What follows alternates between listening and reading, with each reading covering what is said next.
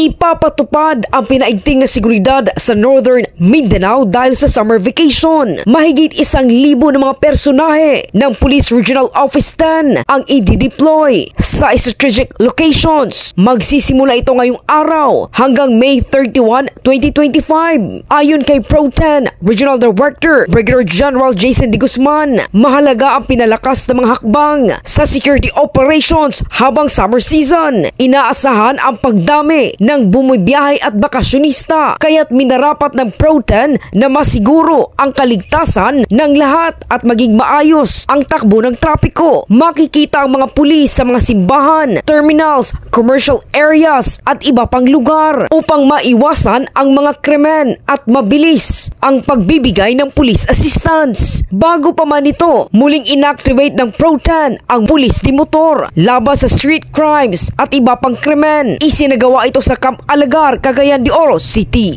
Ako si K5K Buscaino para sa Kampiyon na Balita, Serbisyo Publiko at Kasiyahan. K5 News FM. K5 News FM. News FM.